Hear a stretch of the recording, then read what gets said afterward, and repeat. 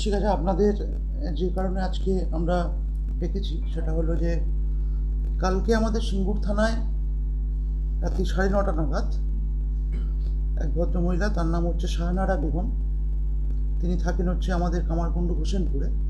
তিনি সিঙ্গুর থানায় আসেন এবং অভিযোগ করেন যে তার ছেলে, যার নাম হচ্ছে শেখ মাহফুজ, বয়স 24 বছর, সে দুপুর 3:30 নাগাদ বাড়ি থেকে বেরোয়, কিন্তু তারপরে আর ফিরে আসে না।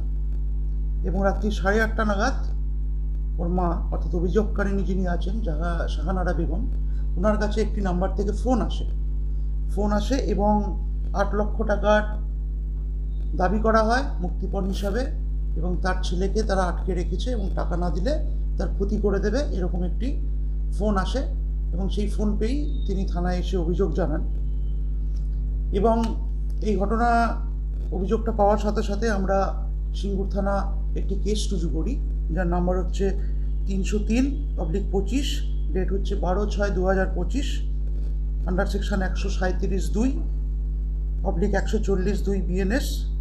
এই সেকশনে আমরা কেস স্টার্ট করি এবং আমাদের থানার এখন চার্জে আছেন সিআই সাহেবের উদ্যোগে আমাদের যে তদন্তকারী অফিসার বাপি, সে তদন্ত শুরু করে।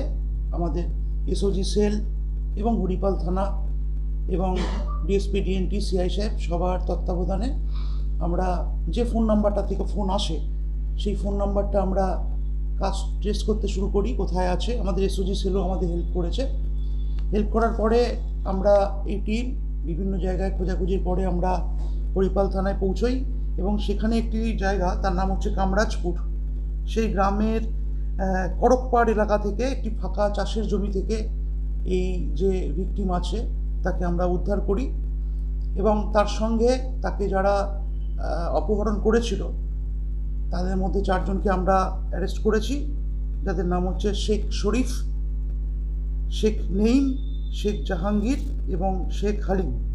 এদের প্রত্যেকেরই বাড়ি হরিপাল থানা এলাকায়।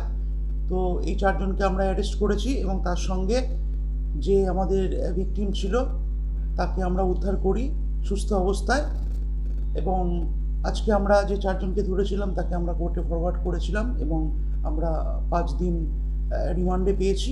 রিমান্ড পিরিয়ডে যেটা আমরা প্রাথমিকভাবে এখনও পেয়েছি যে আমাদের ভিকটিম ছিল তাকে কাজের প্রলোভন দেখিয়ে, অর্থাৎ সোনার কাজের প্রলোভন দেখিয়ে এরা ডেকে নিয়ে গেছিলো এবং মোটর সাইকেলে করে নিয়ে গিয়ে তাকে সেই জায়গাতে লুকিয়ে রেখেছিল।